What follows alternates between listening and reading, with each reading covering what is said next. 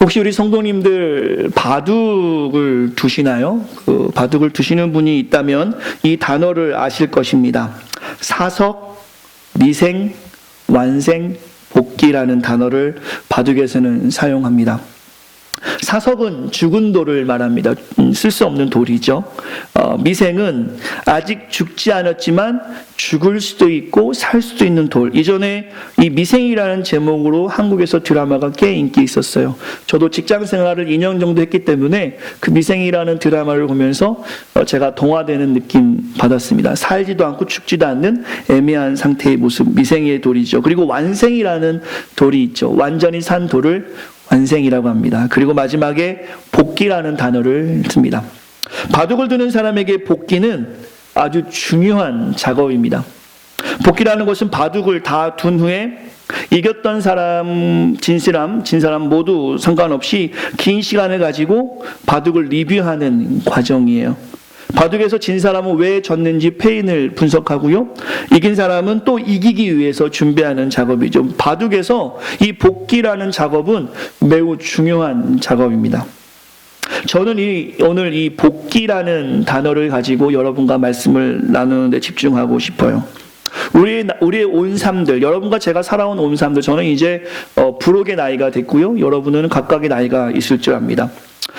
우리의 온 삶을 돌아봤을 때 아니면 지난 3주가 오늘까지 새해 헌신이라는 주제로 2018년 한 해를 시작하고 있습니다. 변화된 삶과 편안한 삶 그리고 기본에 충실한 삶이라는 말씀의 제목으로 우리가 하나님 말씀 나누었는데요. 여러분과 제가 그 말씀에 비추어 봤을 때 여전히 실패한 부분이 있다면 더 이상 실패하지 않기 위해 말씀으로 무장하는 작업이 필요하고요. 또한 믿음 안에 우리가 승리하고 있다면, 영적으로 내가 강건해지고 있다면 말씀으로 한 주간을 계속해서 살펴보는 복기라는 삶이 필요합니다. 이 과정이 반복되고 유지될수록, 즉 우리의 삶을 복귀해 볼수록, 말씀으로 복귀해 볼수록 주님 오시는 그날까지 우리가 완생이라고 하는 표현이 어떨까요? 구원을 이루어가면서 완전한 구원을 이루는 자의 삶이 될 것입니다. 오늘 우리가 나누는 말씀과 예배가 기독인인 저와 여러분에게 복귀의 시간이 되었으면 좋겠어요. 매우 중요한 작업인데요. 오늘 하나님 말씀에 좀 집중함으로 기독인을 우리가 살아가면서 성화의 삶을 살아가는데 조금도 부족함이 없는 우리의 모습이 되었으면 합니다. 2018년 새해 헌신의 달이라는 주제에 맞게 기도하며 말씀을 나누고 있습니다. 하나님의 큰 은혜가 있을 텐데요. 오늘 이 말씀도 시편 1편의 말씀도 저와 여러분의 삶에 복기가 되어서 그 말씀을 다시 한번 우리의 삶에 리마인드하고 그 말씀대로 살아갈 수 있는 복 있는 삶을 살아갈 수 있는 우리 새생명교회 온 성도가 되시기를 간절히 축원합니다.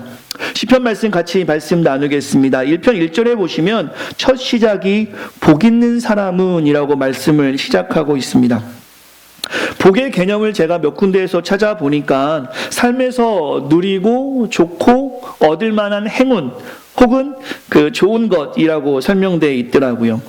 오늘 본문에 복 있는 사람이라고 말씀하고 있는데 이 복이 지금 제가 설명했던 어떤 행운 같은 어떤 좋은 것과 같은 의미하고는 분명히 다른 것입니다. 고대 중국 사람들은 5가지의 복을 이야기했어요. 아마 아실 겁니다. 장수, 오래 사는 거죠. 부귀, 부자가 되는 겁니다. 강령, 마음이 편한 것, 유호덕, 덕을 좋아하고 즐겨하는 것, 고종명, 인간의 수명을 다 살고 죽는 것. 5가지의 복을 고대 중국 사람들은 이야기했어요. 하지만 오늘 우리가 다루는 복 있는 사람의 이 복은 이 고대 중국 사람이 가지고 싶어 했던 복과도 다른 개념입니다. 오늘 본문의 복은 과연 어떠한 개념으로 하나님이 우리에게 주신 것일까에 대한 질문을 가지고 이 시간에 말씀을 좀 나누고 싶어요. 새해가 되면 우리 모두 다 새해 복 많이 받으세요 라고 인사를 합니다. 그렇죠? 2번의 설이 있죠. 그래서 2번의 용돈을 받는 기회가 우리에게 있었습니다. 저도 그렇고 여러분도 그렇고 어른이 되니까 이제 나갈 수밖에 없는 시간이 됐는데요.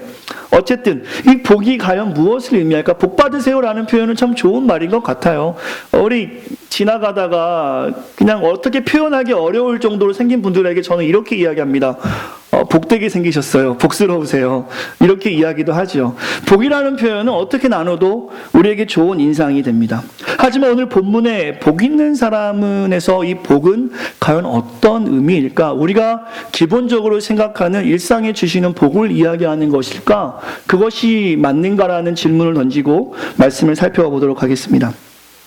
오늘 본문 1절의 복은 히브리어를 잠깐 보셔야 되는데요. 아시레 혹은 아시레이라는 말로 히브리어가 쓰여집니다. 이 복이라는 단어가 그렇게 쓰여지는데요. 시편에 한 25번 정도 사용되는데 의미가 조금씩 다르긴 해요. 하지만 오늘 복을 의미하는 단어와 다른 복이라는 단어를 비교해 본다면 오늘 본문의 복이라는 아시레이라는 단어가 분명히 다른 것임을 알 수 있는데요. 일반적으로 우리가 흔히 생각하는 복의 히브리어는 바라크라는 단어입니다. 바라크라는 단어가 이미 말하는 축복, 복이라고 의미해요. 그러니까 오늘 성경의 아시레이는 우리가 생각하는 복과는 분명히 다른 의미라는 것을 제가 설명해 드리는 거예요. 버락 오바마 대통령이 있었죠. 그 버락이 바라크에서 의미합니다. 복받은 대통령, 뭐 이런 의미로 이름을 복받은 오바마 이렇게 이름을 지으려고 했던 것이겠죠. 즉 바라크라는 복과 오늘 아시레이라는 복은 다른 의미라는 것이죠. 오늘 본문에 사용되는 이 복이라는 단어의 아시레이를 제가 좀 설명을 드려야 될 것 같은데요.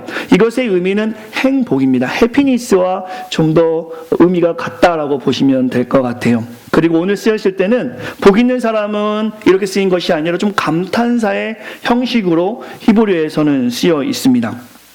오늘 본문의 아시레이, 복을 상징하는 아시레이라는 단어는 사실 히브리 단어 중에 에셀 혹은 아사르라는 동사에서 파생된 단어예요. 그 아사르라는 동사의 뜻이 뭐냐면 이것이 행복이라는 뜻을 가지고 있어요. 혹은 go straight, 올바르게 걷다라는 말로 쓰이고 있어요.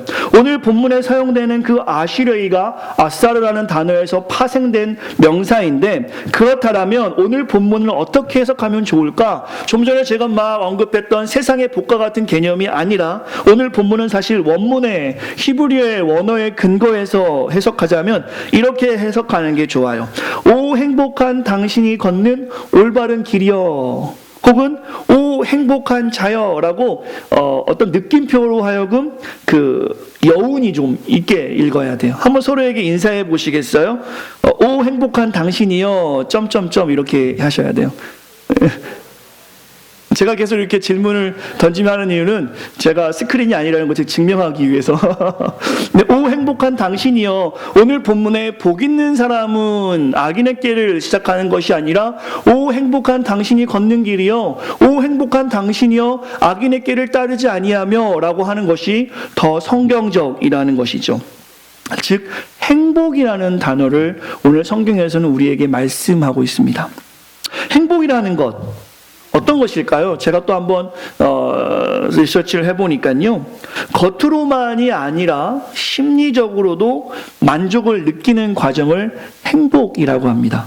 그래서 이것의 의미를 본다면 겉은 세상의 복으로 좋아 보일 수 있지만 그가 행복하다라고는 우리는 말하지 않아요. 혹은 겉으로는 그가 세상의 복으로 가득 차 있지 않아서 어려워 보이지만 그가 불행하다고도 이야기하지 않습니다. 이 행복이라는 개념은요, 우리가 흔히 말하는 세상에서 말하는 복의 개념과는 다른 거예요. 세상에서는 건강하거나 물질이 있거나 혹은 성공하는 것으로 복의 개념을 이야기하지만 오늘 성경에서 말하는 아시레이, 이 아사르라는 복은 행복을 의미하면서 이 행복은 세상하고는 다른 것임을 분명히 말씀하고 있는데요. 이 단어, 오늘 시편 1편에 써있는 복, 아시레이랑 동일한 단어가 쓰여있는 시편 119편 1절을 보시면 이 단어의 의미를 좀 더 이해할 수 있어요. 110편 1절에도 이 아시레이라는 단어가 쓰여 있는데요. 거기서 이렇게 말씀하고 있습니다. 이 복이라는 것에 대해 설명하면서 행위가 완전하여 여호와의 법에 거할 때 아시레이가 있다. 행복이 있다. 즉 행위가 완전하여 하나님 안에 거할 때, 하나님의 법에 거할 때 너는 겉으로뿐만 아니라 네 심리적으로 평안하다, 아시레이하다, 행복하다라고 성경에서는 말씀해 주고 있습니다. 즉 우리가 진정 세상에 보이는 모든 것들이 복이 아니라 진정한 평안을 소유한다면, 이 행복을 소유하고 싶다면, 우리가 정말로 진정 주 안에서 자유케 되고 싶다라면 하나님의 법에 거하라고 성경에서 말씀하고 있는 것이죠. 이 아시레이라는 단어, 이 행복이라는, 이 복이라는 단어에서 주는 명확성은 영육이 평안한 삶을 살고 싶다면, 그 삶을 누리고 싶다면, 오늘 본문의 제목처럼 복된 삶을 너희가 살아가길 원한다라면 시편 1편과 같이 살아라라고 성경에서는 말씀하고 있는 거예요.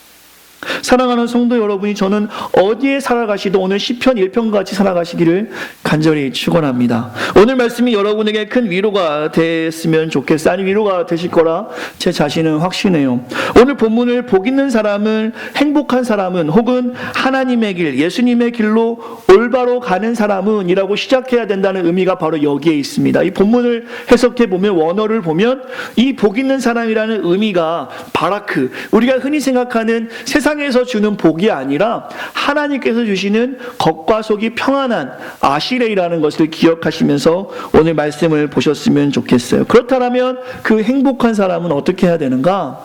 행복하십니까? 라는 질문을 우리가 서로 던져본다면, 글쎄요, 나는 행복합니다 라고 답하는 분도 있겠지만, 글쎄요 라고 하시는 분도 있을 것 같아요. 세상에 다니면서 열심히 공부하는 분, 혹은 여러분의 랩에 가셔서 다른 외국인들 분들에게 Are you happy? 라고 물어봤을 때 그가 난 매우 행복해 라고 대답할 수도 있지만, 나는 그렇게 생각 안 해 라고 하시는, I don't think so 라고 하시는 분도 있겠죠. 이 행복이라는 단어는 그렇게 사람들에게 생각을 하게 하는 단어라는 것이죠. 근데 오늘 성경에서는 명확하게 행복을 가질 수 있는 방법을 말씀해 주고 있어요. 아니, 이미 우리에게 행복한 자여라고 여운이 있는 감탄사로 우리에게 말씀하고 있는 본문이 시편 1편의 말씀이라는 것이죠. 우리 한번 시편 1편 1절 말씀 같이 한번 읽어볼까요? 이렇게 읽어봤으면 좋겠어요. 행복한 나는, 이렇게 하면서 한번 같이 읽겠습니다. 시작.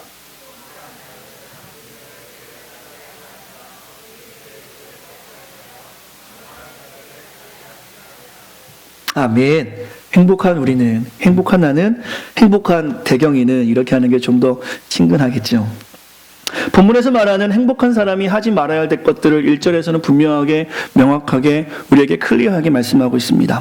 악인의 꾀를 쫓지 않아야 하는 것, 행복한 사람은 죄인들의 길에 서지 않아야 하는 것, 행복한 사람은 오만한 자리에 앉지 않아야 함을 성경에서는 말씀하고 있어요. 즉 하나님의 길을 가는 사람들, 아사르라는 단어를 쓴다면 go straight, 예수님의 길을 올바로 따라가는 사람들은 오늘 본문에서는 분명하게 말씀하고 있는 것이죠. 우리가 변장이 아닌 변화된 성도로 살아가기를 결단하며 편안이 아닌 세상에서 줄 수 없는 평안을 소유한 백성으로 살아가며 기본에 충실한 하나님의 자녀와 제자로 살아갈 때 우리가 절대로 해서는 안 되는 것들이 바로 본문 1편 1절에서 말씀하시는 악인에게 죄인의 길, 오만한 자의 자리라는 것입니다. 우리가 이것을 우리의 생명이 다하니까 여러분과 제가 할 수만 있다면 피해서 살아야 하는데요.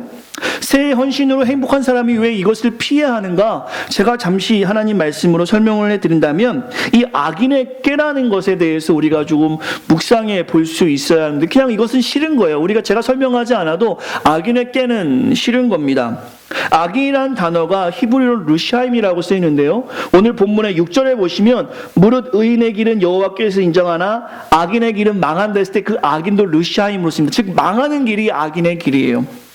이것은 무슨 일이냐면 하나님의 계명에 대해서 의도적으로 반항하는 사람들을 성경에서는 루샤임, 악인이라고 이야기하고 있습니다. 의도적으로 하나님의 어떤 말씀을 대항하는 것, 모르고 죄짓는 게 아니라 의도적으로 하는 사람들을 악인이라 설명합니다. 그 꾀는 뭐라고 하냐면 타인을 전혀 고려하지 않는 자신의 이익만을 생각하는 나쁜 마음을 꾀라고 합니다. 타인을 생각하지 않는 거예요. 우리가 가지고 있는 기독교는 타인을 위한 종교입니다. 타인을 생각하며 이기심의 종교가 이타심의 종교라고 저는 보는데요. 종교라는 표현이 조금 맞지 않을 수 있지만 어쨌든 다른 사람을 위해서 헌신하고 나아가는 우리가 가졌던 그리스도의 마음인데, 이 악인의 꾀는 다른 사람을 힘들게 하기 위해서 다른 사람을 생각하지 않고 자신의 이익만을 위해서 생각하는 마음, 교묘한 방법, 즉 이것의 악인의 꾀를 좀 정리한다면 하나님께 의도적으로 대항하면서 사람들에게 피해를 주는 교묘한 방법이 악인의 꾀겠죠.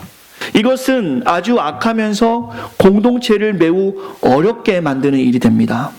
우리가 사는 시대는 경쟁의 시대예요. 1등부터 꼴등까지 모든 시험에 혹은 모든 평가가 주어져 있습니다. 누구라 할 거 없이 먼저 결승점에 도달하는 사람이 영광을 받는 시대가 저와 여러분이 살아가는 시대입니다.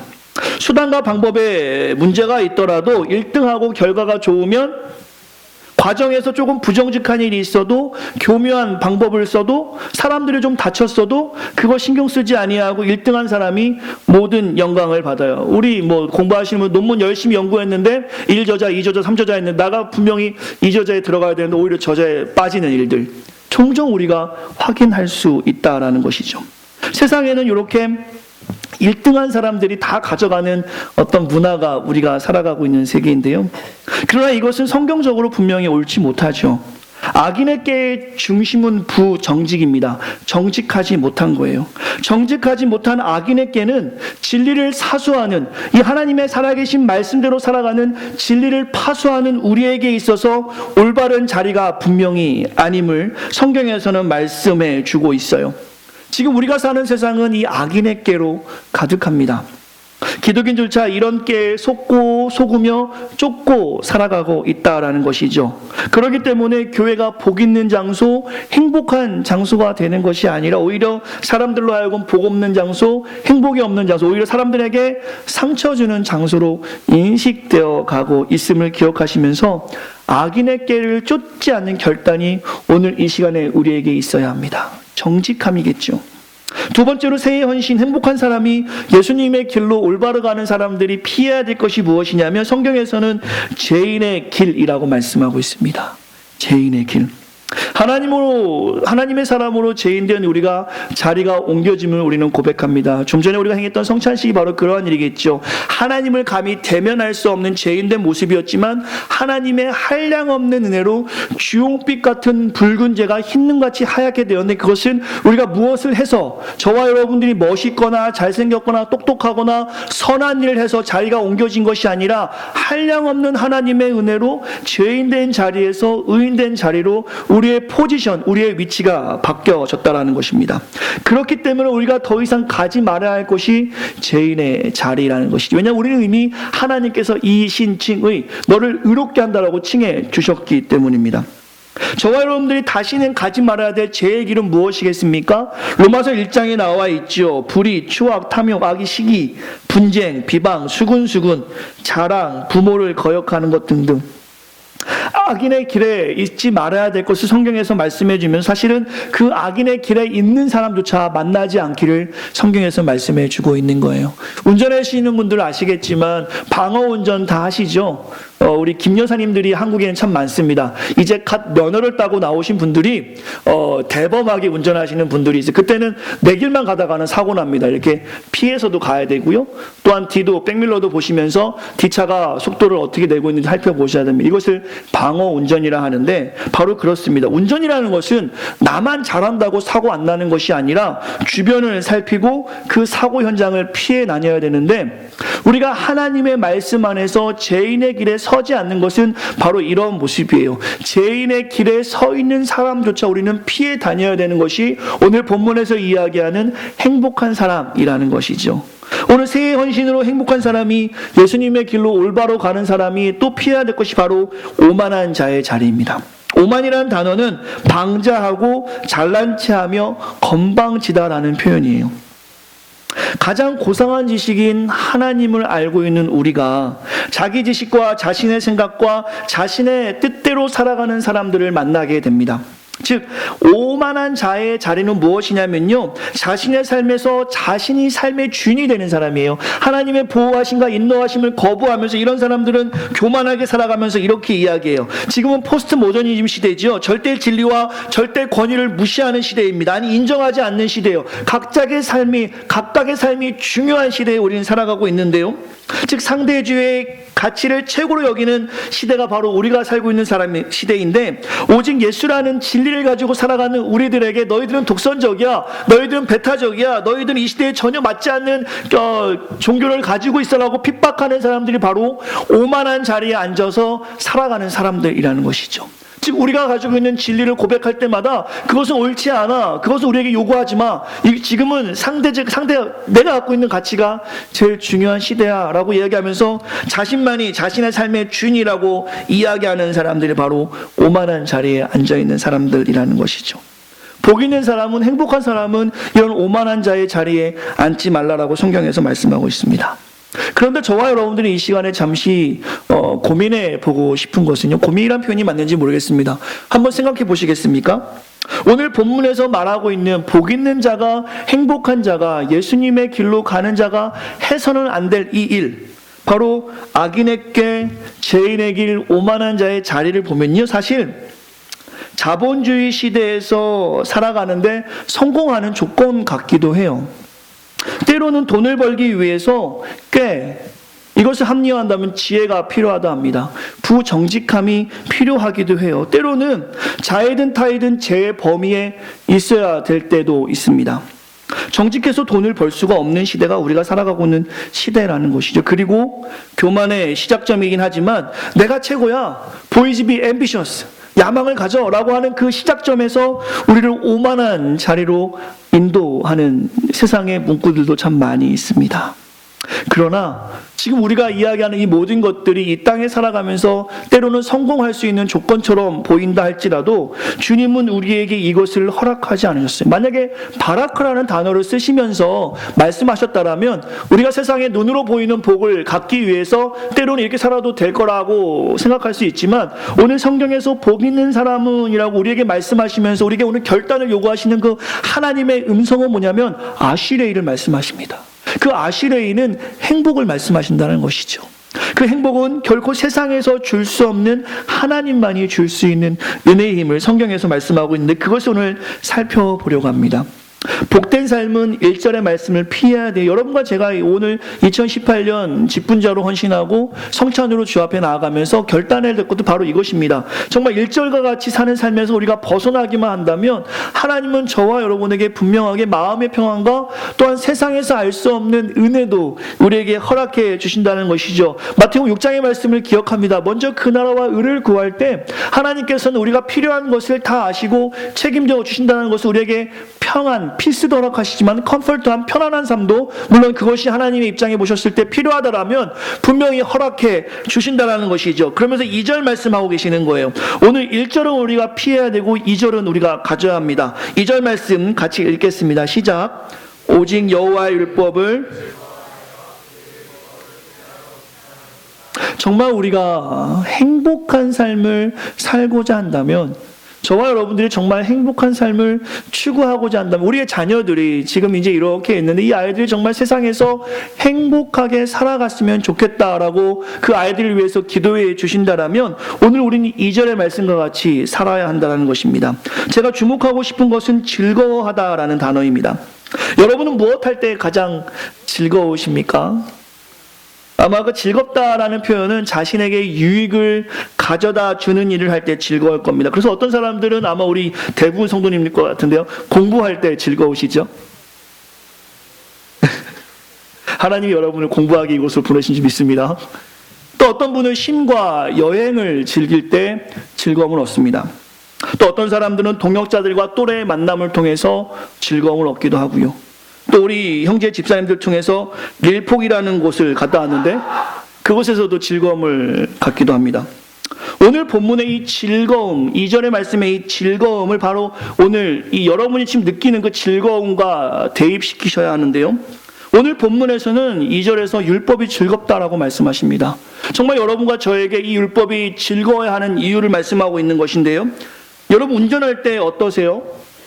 저는 운전을 좋아하는 타입은 아니지만 신호를 잘 지키고 그 법을, 교통법을 잘 지키면 안전하게 시카고까지 갈 겁니다. 즐겁게 갈 거예요. 그 법을 지키지 않으면 조금 빠르게 갈 수 있지만 안전할 수 없죠. 즐겁다라는 것은 바로 그런 것일 것 같습니다. 내가 목적지까지 안전하게 갈 수 있다라는 것, 그게 바로 즐거움을 표현할 수 있을 것 같은데요, 말씀이 바로 이래요. 우리의 삶을 인도하는 GPS가 우리의 말씀임을 기억하시면서 이 말씀으로 여러분에게 이 즐거움을 설명하고 싶습니다.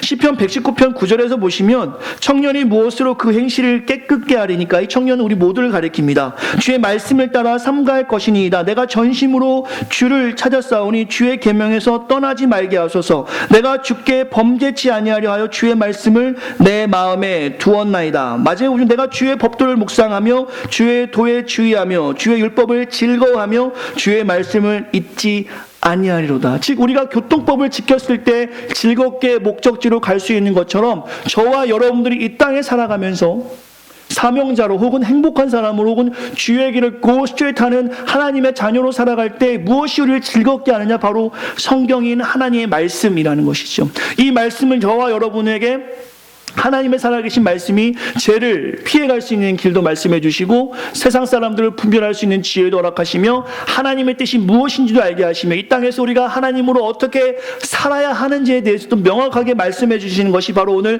시편 119편에 설명하시는 것처럼 이 하나님의 말씀이 우리 모두의 GPS라는 것입니다. 정말 여러분이 교회에 오는 것이 즐거우신지요? 말씀이 듣는 것과 봉사와 헌신하는 것이 여러분에게 즐거움이 되십니까?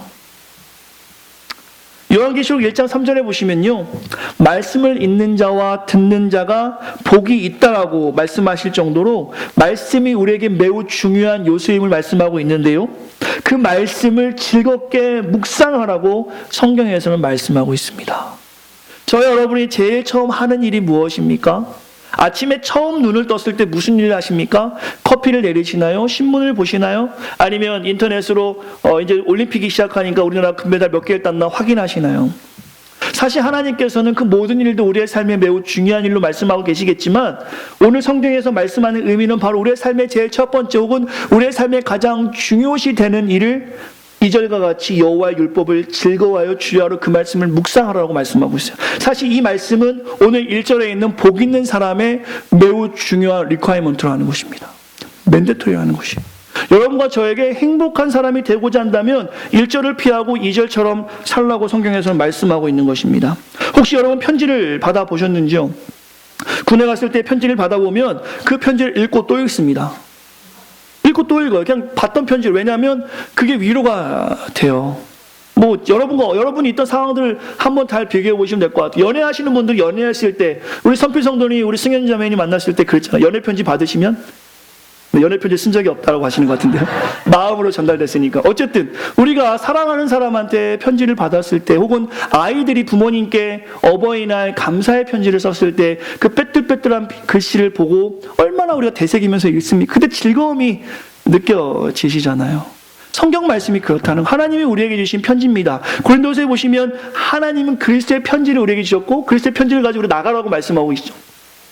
저와 여러분들이 이 편지를 읽지 않는데 어떻게 하나님의 은혜를 알 수 있겠습니까? 성경에서는 그것을 말씀하고 있는 것이죠. 이 성경을 읽을 때, 그 하나님이 나에게 주시는 편지를 읽을 때 힘들 때 힘이 되고 기쁠 때 기쁨이 배가 되는 은혜를 경험한다는 것입니다.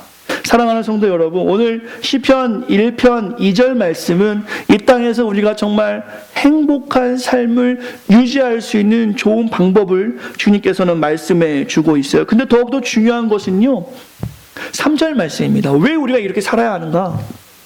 왜 저와 여러분들이 행복한 삶을 위해서 1절을 피하고 2절처럼 주야로 말씀을 묵상해야 되는가? 3절의 말씀입니다. 같이 읽겠습니다. 이것이 매우 중요한 증거로 우리에게 말씀해 주고 있어요. 같이 읽겠습니다. 시작.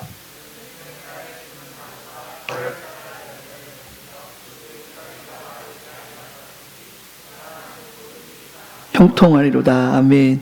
악인의 길을 쫓지 않고 죄인의 길에 서지 아니하며 오만한 자리에 앉지 아니하고 오직 주의 말씀을 즐거워하여 주야로 묵상하는 자에게 하나님께서는 어떤 약속을 주셨냐면요, 3절의 말씀이에요. 형통의 약속을 허락하셨다는 말입니다. 사실 제가 큰아이를 낳았을 때 이름을 이형통이라고 짓고 싶었어요. 이건 진짜예요. 그래서 이형통까지 할 뻔했는데 주의 교회 제 제자들과 성도들이 형통이라고 이름을 지면 100% 합격하면 밥통 소리 듣습니다 라고 하시고 짓지는 못했지만 형통이라는 단어를 제가 그렇게 좋아해요. 형통이라는 단어의 의미를 성경에서 이렇게 말씀하고 있습니다. 시냇가에 심은 나무가 철을 따라 과일을 맺는 형통의 의미를 말씀하고 있어요. 이게 무슨 말이냐면요, 때마다 일마다 과일이 나무를 맺는 건 너무나 당연할 수 있는데요, 그는 그 나무로서 역할을 충분히 하고 있음을 보여주고 있는 거거든요. 이것을 우리의 삶으로 적용한다면요, 때마다 일마다 저와 여러분들이 가져야 할 것이 무엇인지 하나님께서 미리 아시고 그것을 열리게 하시겠다는 하나님의 귀한 소망입니다. 이런 건 어떨까요? 자녀를 키우시는 분들 한번 생각해 보세요.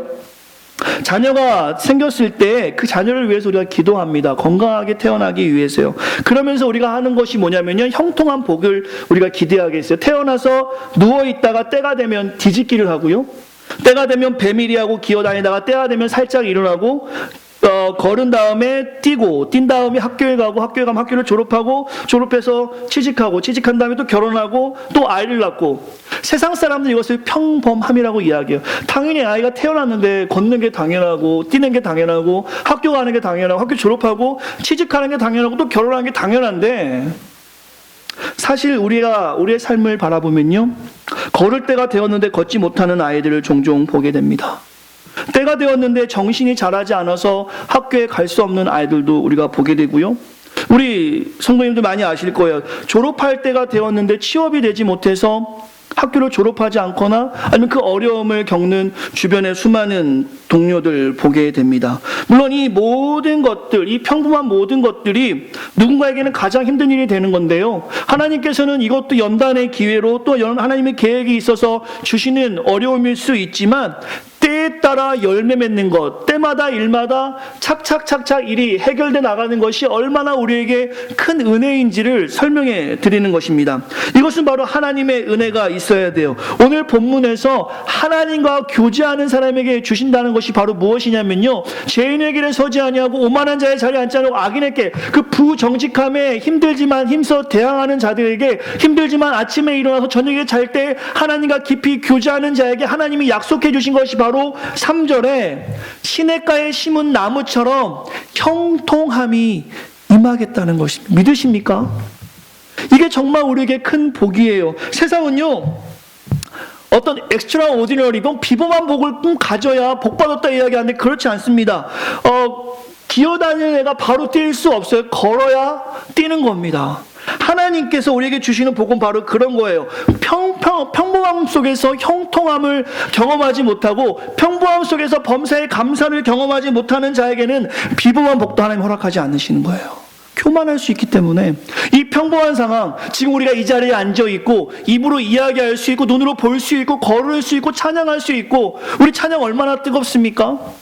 이것에 대해서 우리가 감사하지 않으면 하나님은 비범한 복도 우리에게 주시지 않습니다. 왜냐하면 그것을 우리가 잘 깨닫지 못하니까요. 이 평범함, 때에 따라 주시는 그 은혜의 감사함을 깨닫지 못할 때에는요, 하나님의 은혜를 구해도 하나님이 주시지 않는다는 것이죠. 그러나 시냇가에 심은 나무처럼, 시냇가에 나무가 심겨져 있으면 날씨하고 영향이 없습니다. 비가 많이 안 올지라도 시냇가에 여전히 뿌리를 내리고 있기 때문에 그 나무는 열매 맺는 거예요. 저와 여러분들이 그 하나님 말씀에 붙어 살기만 하면, 때로는 세상에서 봤을 때 저 사람은 좀 가뭄같이 좀 일이 안 돼, 뭐가 안 되는 것 같다라고 볼지언정, 우리가 시냇가에 심은 나무처럼 성경을 붙잡고 살기만 하면 하나님은 때가 됐을 때 그 평범함 속에서 놀라운 은혜를 허락하시며, 그 놀라운 은혜에 우리가 감사함으로 나아갈 때 세상에 알 수 없는 엑스트라 오디너리 같은 비범한 복도 우리에게 허락해 주신다는 것입니다. 사랑하는 성도 여러분, 저와 여러분들 올해 2018년 기대가 아주 많습니다. 그러나 그 기대와는 다르게 현실은 전혀 변함이 없어요. 주변을 돌아보시겠어요? 작년 이만큼 예배하고 있는 거 똑같죠? 저도 그래요. 저도 이곳에 와서 제가 뭐 자랑은 아니지만 하여튼 사람이 많은 교회에 있다 보니까 나 때문에 사람이 많아진 줄 알고 기대가 많았습니다. 하지만 여러분, 주위를 둘러보세요. 오히려 우리끼리 안 나오는 분이 있어도 그대로예요. 하지만 오늘 우리가 여기서 고백해야 될 것은 무엇이냐면, 이렇게 귀한 성전에서 우리가 여전히 예배할 수 있다는 사실, 이렇게 귀한 성전 여전히 옆에 있는 성도를 만날 수 있다는 그 사실, 이렇게 귀한 성전에서 우리가 하나님께 자유하게 예배할 수 있다는 것, 이 평범함에서 우리가 감사함으로 주 앞에 나아갔을 때 하나님께서는 이 평범함 가운데 비범한 복도 우리에게 허락해 주신다는 것이 바로 오늘 본문에 있는 때를 따라 맺게 하는 열매처럼 우리 새생명교회를 사용하시겠다는 겁니다. 근데 그렇게 되려면 다시 1절 말씀으로 돌아가셔요. 복 있는 사람처럼 우리가 살아야 합니다. 행복한 사람처럼요. 그럼 악인은 어떻습니까? 이 복 있는 사람에 대해 성경에서 말씀하고 있는데요. 악인은 제가 강의하지 않아도 될 거예요. 4절 5절 보시면요. 바람에 나는 겨와 같고요. 그 의인들의 모임에 들지 못한다라고 말씀하고 있습니다. 즉 복 있는 사람과 반대되는 삶을 분명히 성경에서는 말씀하고 있어요.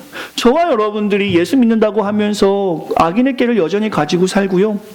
오만한 자리에 앉아서 다른 사람들 무시하고 제 길에 서서 정말 하나님 기뻐하지 않는 그 많은 일들을 행할 때 겉으로 볼 때는 숨길 수 있지만 하나님은 궁극적으로 그러한 사람이 의인들의 모임에 들지 못한다라고 분명한 심판의 메시지도 우리에게 주시는 겁니다. 사랑하는 성도 여러분, 2018년 새해 헌신이라는 주제로 4번의 말씀을 나눴습니다. 과연 이 말씀이 우리 새생명교회에게 어떻게 영향력 있게 하나님께서 전달하셨고 각 사람에게 어떤 은혜를 주셨는지 저는 알지 못하지만 중요한 것은 하나님의 뜻이 분명히 있고 하나님은 오늘 우리에게 결단을 요구하신다는 것입니다. 열왕기상 18장에 보시면요, 엘리야와 바알과 아세라 선지자의 싸움이 있어요. 싸움 구경이 있습니다. 850대 1이에요. 아마 성경을 아시는 분들 아시겠지만 그때 엘리야가 이렇게 이야기하는데요, 싸움 구경하려 수많은 사람들이 모여들었습니다. 야, 엘리야와 850명이 싸운데 다 모여보자. 많은 사람들이 웅성웅성하면서 그 주변을 꽉 찼어요. 오늘 이 싸움은 누가 이길까? 싸움 구경 너무나 재밌잖아요. 그때 엘리야가 무슨 이야기를 하냐면요, 싸움 구경하러 모여든 수많은 이스라엘 백성들에게 이렇게 이야기합니다. 너희가 어느 때까지 둘 사이에서 머뭇머뭇하려느냐? 여호와가 만일 너희 하나님이면 여호와를 따르고 바알이 만일 너희 하나님이면 바알을 따르라. 오늘 엘리야는 싸움을 앞에 둔 그 절박한 상황에서 이스라엘 백성에게 결단을 요구합니다. 우리가 오늘 말씀을 통해서 저와 여러분에게 다시 한번 하나님께서 결단을 요구하시는 거예요. 너희들은 어디에 속해 있니? 복된 자리에 있니? 악인의 자리에 있니? 혹은 양쪽에 다 발을 걸쳐놓고 양쪽에서 어떤 그 가능성이 있는 것을 얻으려고 서 있는 건 아니니? 우리 주님께서 이 땅의 교회에게 말씀하고 있는 것이요, 머뭇머뭇거리지 말고 이제 한쪽을 택하라고 말씀하고 있는 것입니다. 그 한쪽은 바로 살아계신 하나님이 있는 그곳입니다. 그곳은 악인의 깨가 없고요, 오만한 자의 자리가 아니고요, 죄인들의 길이 아닌 오직 주야로 말씀을 묵상하는 그 자리가 복된 자리이고 시냇가에 심은 나무같이 형통한 자리라고 성경에서는 말씀하고 있습니다. 사랑하는 성도 여러분, 우리가 왜 그렇게 결단하며 살아야 하는가? 6절 말씀입니다. 같이 읽겠습니다. 1장 6절이요. 같이 읽겠습니다. 시작. 악인의 길은 망하리로다. 아멘. 인정받는 길이에요. 사실 우리가 살아가면서 인정받으려고 꽤 노력을 합니다. 그렇게 살아가요. 아내한테 인정받으려고요, 하물며 자녀들에게도 인정받으려고 그렇게 살아가기도 해요. 학교 다닐 때는 선생님한테 인정받으려고, 세상에게 인정받으려고 우리가 얼마나 많이 노력하는지 몰라요. 내 모든 시간과 내 모든 삶을 헌신하면서까지 세상에 인정받으려고 우리는 살아갔단 말입니다. 지금도 그렇고요. 근데 제일 우선인 것이 바로 성경에서 말씀하는 것이 무엇이냐면, 의인의 길을 살아계신 하나님, 천지를 만드신 하나님, 우리의 삶을 주관하시며 때마다 일마다 도우신 하나님, 우리의 삶에서 우리가 인지할 수 없는 그 은혜를 베풀어 주신 하나님께서 인정하신다는 겁니다. 할렐루야. 하나님의 자녀로 인정받을 때 그 사람에게 형통함이 있음을 이 시간에 우리가 고백하길 간절히 소망합니다. 반면에 악을 행하는 자, 겉으로 보이지 않지만 부정직이 있는 자, 혹은 죄인에게 서 있는 자, 오만한 자에 앉아서 다른 사람을 비판하면서 교만한 사람들에게는 하나님이 심판하신다라고 말씀하고 있어요. 말씀의 결론을 맺죠. 이 땅에 많은 사람들이 세상의 복을 쫓아 살아갑니다. 어떤 사람들은 돈이라 생각해서 많은 시간 돈을 벌려고 살아가요. 어떤 사람들은 공부를 잘하는 것이라 생각해서 많은 시간 공부에, 연구에 집중하며 살아갑니다. 어떤 사람들은 자녀의 잘됨이라 생각해서 많은 시간을 자녀 돌봄에 시간을 쓰고 있어요. 어떤 사람들은 여행하는 것이라 생각해서 욜로, 이 땅에 사는 건 한 번이야 라고 생각해서 여행하는데 많은 시간을 지내면서 살아갑니다. 각자가 가지는 복에 대한 의미는 다양하고 그것을 찾아 살아가는 방법도 다양합니다.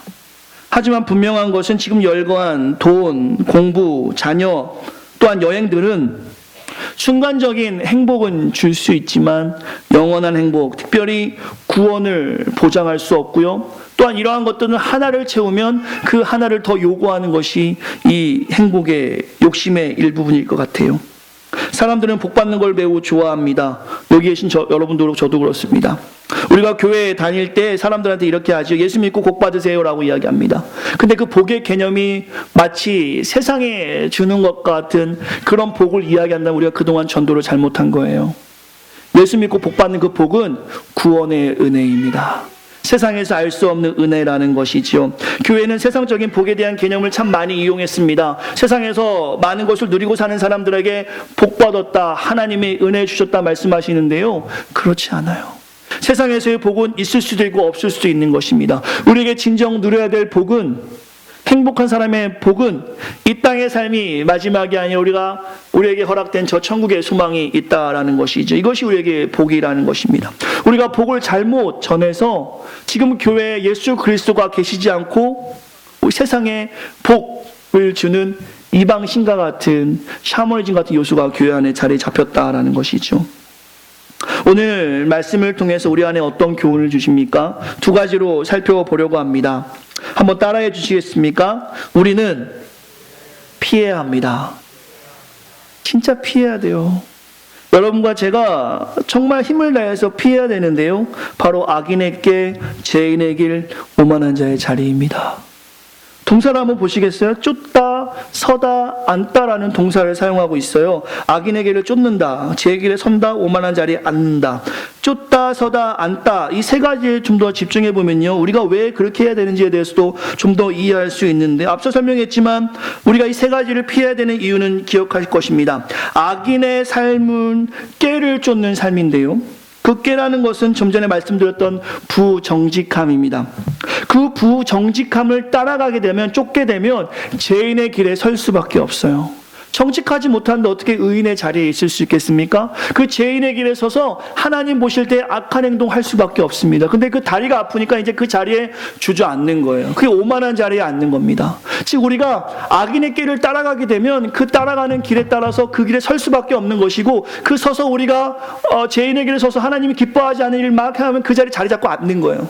그럼 우리의 삶에서 이제는 하나님이 나의 삶의 주인이 아니라 내가 내 삶의 주인이라고 오만 방자한 모습을 가지고 세상에 살아가게 될 수밖에 없는 것, 바로 복 있는 사람과는 다르게 살아갈 수밖에 없음을 우리 주님께서는 이 동사를 통해서도 말씀해 주고 있다는 것이, 이것은 매우 위험한 과정임을 저와 여러분들이 기억해야 합니다. 하나님의 길을 올바르게 가기 위해서 분명히 피해야 될 것입니다.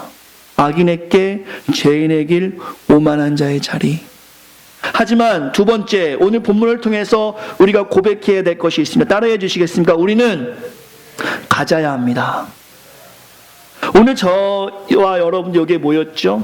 저와 여러분들이 평생을 다해서 이 말씀을 갖길 원합니다. 그 말씀은 바로 복 있는 사람이 2절 말씀인데요, 율법을 즐거워하며 그 율법을 주야로 묵상하는 삶을 사시길 바랍니다. 교제 시간을 하나님과 가지셔야 돼요. 기도의 시간도 가지셔야 돼요. 새벽에 좀 나오셨으면 좋겠어요. 가능하면 이제 집사직분을 받으신 분들 일주일에 한 번 정도는 교회에 나오셔서 먼저 교회를 위해서 기도 부탁을 제가 드리는 거예요.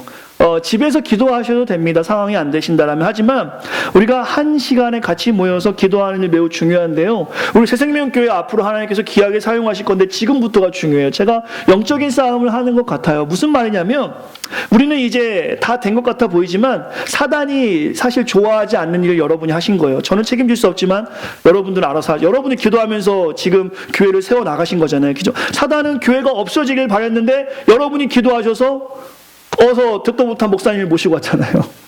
하나님께서는 기뻐하실 일을 하셨지만 사단은 여러분이 싫어하는 일을 여러분이 한 거예요. 그 사단은 여러분을 공격할 것입니다.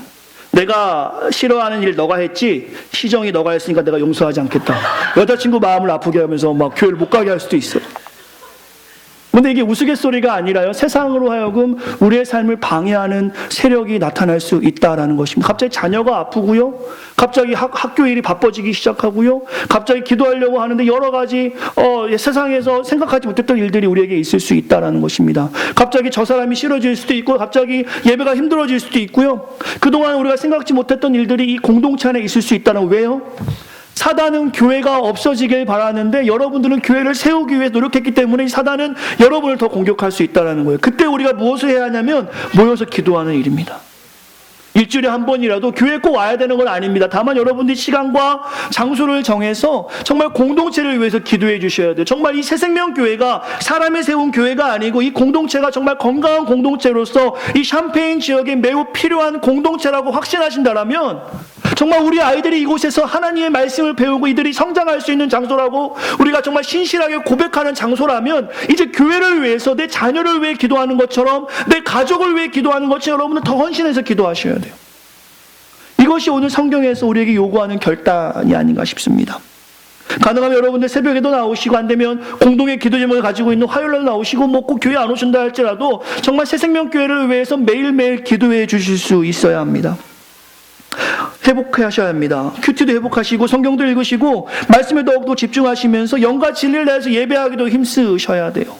하나님께서는 새생명교회를 귀하게 사용하실 줄 믿습니다. 목사 한 사람 때문에 하나님이 이 교회를 사용하시는 것이 아니라 그동안 수고하고 헌신하며 정말로 그 꺼져가는 등불 같은 모습을 가지고도 상한 갈대 모습을 가지고도 포기하지 않고 계속 기도하며 전진했던 여러분의 그 뜨거운 신앙을 보시고 하나님께서는 이제 됐다라고 하는 날까지 이제 더 이상 됐다 아니다 너희를 귀하게 사용하실 것이라는 그 하나님 놀라운 계획이 우리에게 눈으로 보일 때까지 아니 주님 오시는 그날까지 그것이 보인다 할지라도 정말 매일매일 기도하면서 그 헌신의 마음을 가지고 우리 나가야 될 것입니다. 이제 새로운 일꾼들이 세워집니다. 각 부서마다 새로운 일꾼들이 세워지는데요. 일을 하시면서 처음에 결단의 마음과 다르게 어려운 일이 생길 거예요. 힘든 일이 생길 겁니다.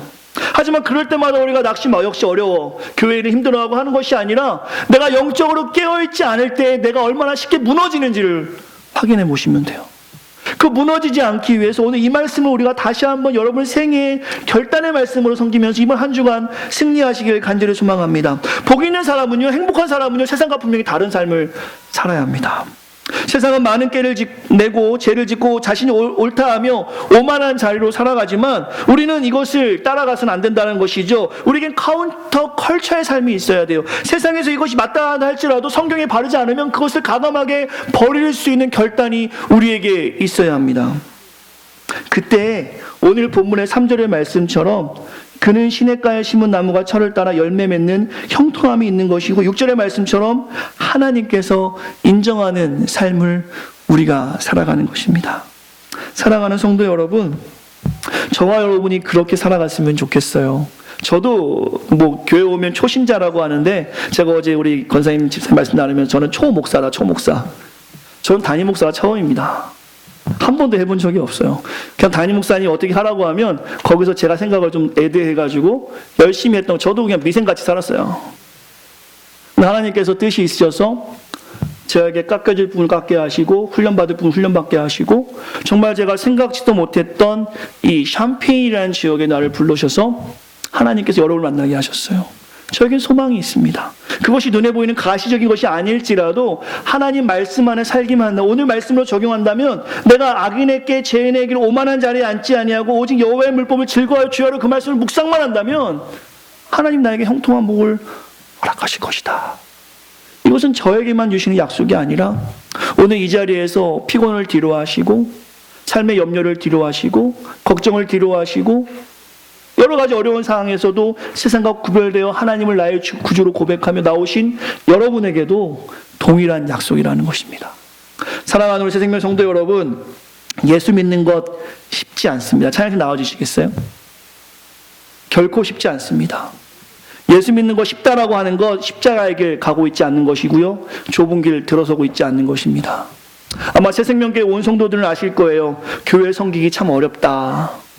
우리 모두가 각자의 처소에서 얼마나 힘들게 사역하시는지 하나님은 기억하십니다. 저는 오늘 이 찬양으로 여러분에게 위로를 좀 드리면서 함께 하고 싶어서 제가 부탁을 드렸는데요. 날마다 숨쉬는 순간마다 내 앞에 어려운 일 보내. 얼마나 어렵습니까? 정말 어려워요. 예수님을 잘 모르는 분들은 믿음이 안 생겨 어렵고요. 예수님을 아는 분들이 이렇게 열심히 하는데 어려움을 주시는 그 섭리를 몰라 어렵고요. 그냥 때마다 일마다 숨쉬는 순간마다 어려운 일들이 왜 이렇게 많은지 모르겠어요. 정말 슬픔이 내 안에 너무 많습니다. 그래서 이 찬양의 고백에서 이렇게 말씀하고 있네요. 주님 앞에 이 몸 맡길 때, 주님 앞에 이 몸 맡길 때 슬픔 없네, 두려움 없네, 힘주시네, 위로함 없네, 말씀 속에 위로를 얻네. 저는 오늘 시편 1편의 말씀이 우리 새생명교회 온 성도에게 그대로 적용되어지길 간절히 축원합니다. 특별히 3절의 말씀처럼 시냇가에 심은 나무가 철을 따라 열매를 맺는 것처럼 우리에게 비무한 복이 아니라 평범함 속에서 우리의 삶의 일상 속에서 매일매일 주어진 하나님 말씀을 통해서 놀라운 열매를 맺고 그 열매를 나만 누리는 삶이 아니라 이제 그 열매가 필요한 곳에 우리가 나아가서 나눠주는 삶이 되기를 간절히 축원합니다. 그러기 위해서 우리가 해야 할 일은 분명히 있습니다. 2절의 말씀이죠. 여호와의 법을 즐거워하며 그 말씀을 묵상하는 것입니다. 또한 악인의 길을 쫓지 말아야 되고 죄인의 길에 서지 말아야하며 오만한 자의 자리에 앉는 것입니다.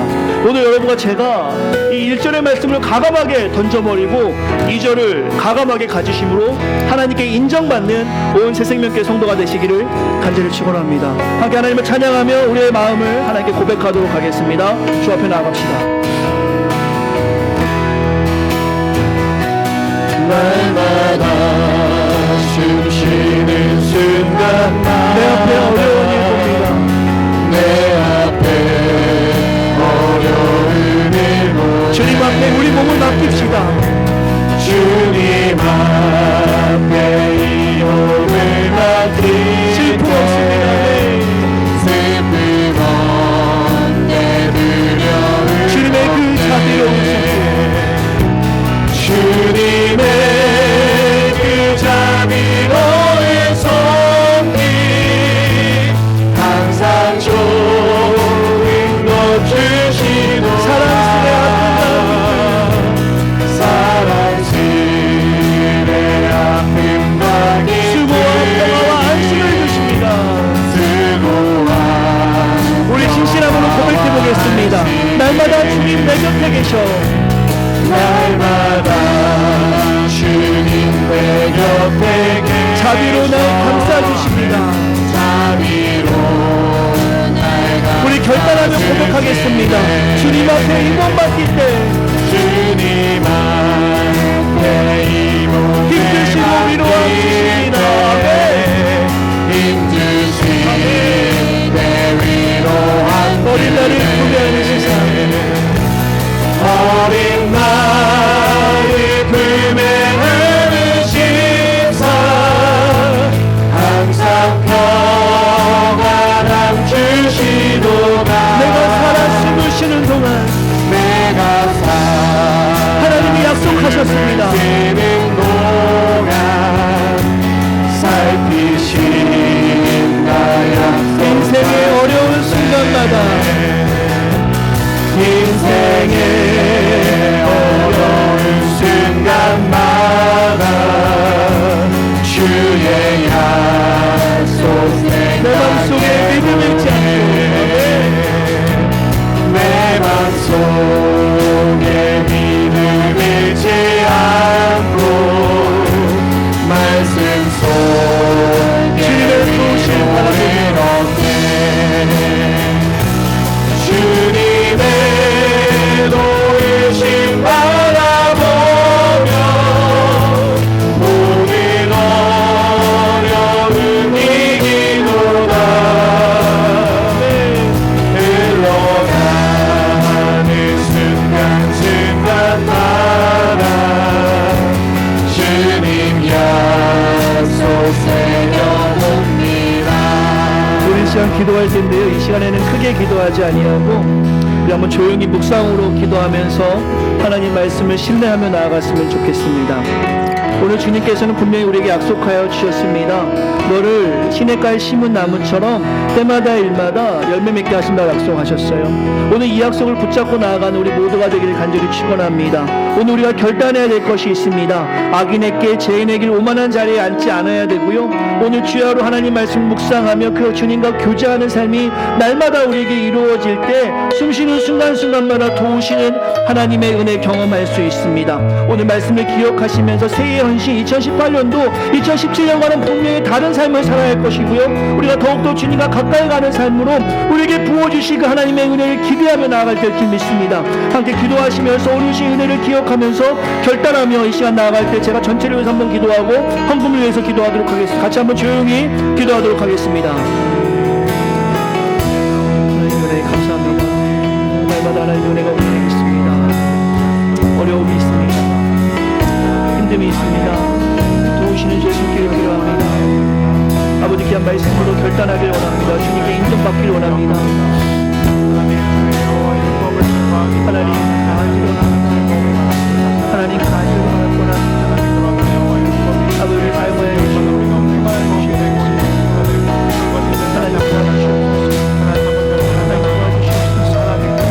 하나님 도와주시옵소서.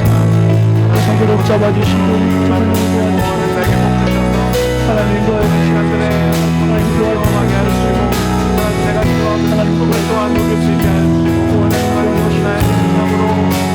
하나님의 연결